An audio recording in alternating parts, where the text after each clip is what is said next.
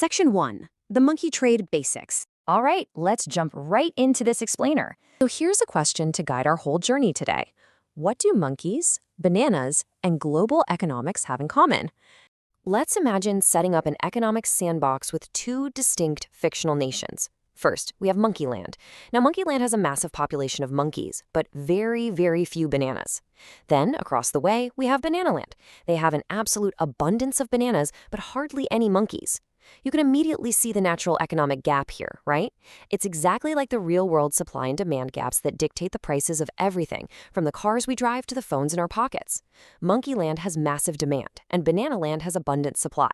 Because Monkeyland desperately needs bananas, and Bananaland grows so many that they can easily afford to sell them for cheap, the two nations make a deal. Monkeyland starts buying bananas from Bananaland. And when a monkey country buys things from another monkey country, this is the foundational act of importing. Now, on the flip side of that exact same transaction, we've got exporting. This is simply when a monkey country sells something to another monkey country. So Bananaland makes their money by exporting their excess crop. In this specific scenario, we've achieved a pure state of what economists call free trade. The monkeys get cheap food, Bananaland gets rich, all the monkeys are happy, and hey, life is good. Section 2. Enter the tariff. But of course, things don't stay simple forever, do they? Suddenly, the Monkeyland government decides to intervene. They slap a tariff on all bananas coming from Bananaland. Now, a tariff is simply a tax. Think of it kind of like this. When you order food to be delivered to your house, you pay for the food itself, sure, but you also pay that extra delivery service fee. A tariff is exactly like that service fee. The base price of the banana from Bananaland usually stays exactly the same, but now the everyday citizens of Monkeyland have to pay an extra fee directly to their own government just for the privilege of buying it. So the crucial point to understand is how these tariffs are actually calculated. Sometimes it's a flat dollar amount, but usually it's a percentage of the item's cost. Most monkey governments use these percentage tariffs, but they don't actually call it a percentage. No, they use the term ad valorem. It's really just a fancy bureaucratic phrase monkey governments use to sound incredibly smart while doing something quite simple. And get this, tariffs can get ridiculously specific. Even a green, unripe banana could face an entirely different ad valorem tariff than a yellow, ripe one. Pretty crazy, right? This brilliantly illustrates the macroeconomic states that result from this back-and-forth flow of goods. When a monkey country exports more bananas than it imports, it sits in a trade surplus. But when a monkey country ends up importing more bananas than it actually exports, it falls into a trade deficit. And believe me, governments watch these two states very, very closely. Section 3. Who pays for tariffs? Let's walk through the exact domino effect here, because it has real-world consequences for everyday consumers. Step 1. Because of the new tax, the price of the imported banana shoots up. Step 2. The local Monkeyland banana store is suddenly thrilled. And why is that? Because those cheap foreign bananas are no longer undercutting them, meaning local competition drops.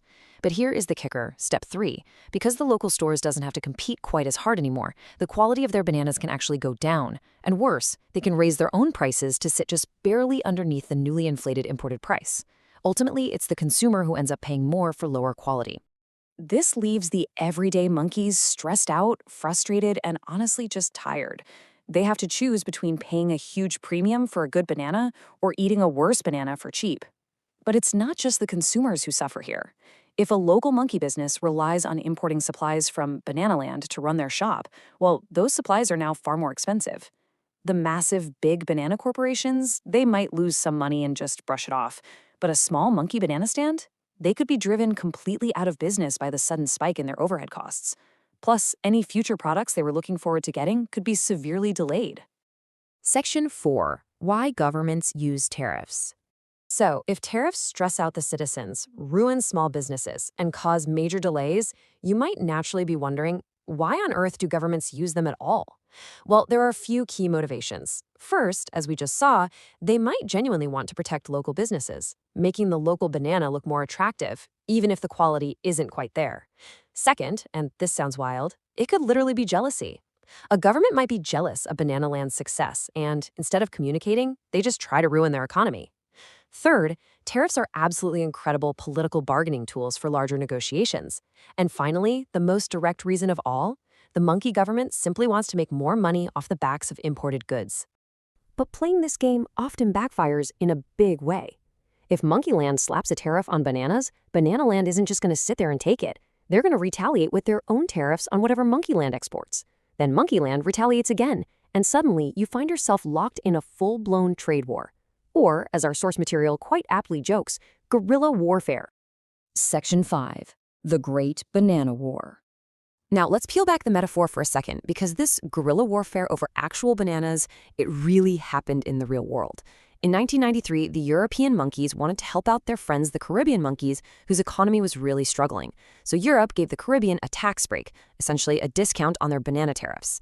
But the American monkeys, who also exported bananas, didn't get this discount. They felt Europe was playing favorites, so the U.S. retaliated by putting tariffs on other European products. This escalated and escalated until the World Trade Organization, or as the source hilariously dubbed it, the World Trade Orangutan, had to step in. Believe it or not, this specific banana trade war lasted for nearly 20 years before Europe finally lowered tariffs for the U.S. monkeys as well. Section 6. The Future of Tariffs. So that covers physical trade. But let's look ahead and see how this centuries-old economic tool is evolving way beyond the physical goods you can touch with your monkey hands. Right now, governments are actively trying to figure out how to apply these old concepts to a completely new world. I mean, how do you tariff digital products like ebooks, AI-generated artwork, or NFTs? Furthermore, we're seeing the rise of environmental tariffs. This is where monkey governments might tax products coming from countries that are known for harming natural habitats. They might even calculate the tariff based directly on the carbon emissions it took to manufacture that specific product. So the basic concept of the delivery fee is now being applied directly to data and pollution. Before we wrap up, there's a really heartwarming detail from our source material at Primate Economics that I want to share. To thank their growing troop of 240,000 subscribers, or monkeys as they call them, they took $500 of their own money and donated it to Save the Chimps. That's a sanctuary in Florida that rescues animals from research labs and the pet trade. It's just a wonderful reminder that economically and socially, apes together are indeed strong. Which leaves us with this final, truly provocative thought to take away from this explainer today. We know exactly how a tax on a physical piece of fruit can alter the fate of an entire nation. But as we move fully into the 21st century, if governments can so easily tariff the physical bananas we eat, how exactly will they manage to tariff the digital art we create or the invisible carbon we emit? The rules of Monkeyland are changing fast, and it looks like we're all going to have to pay the service fee. Thanks so much for learning with me today. Keep exploring.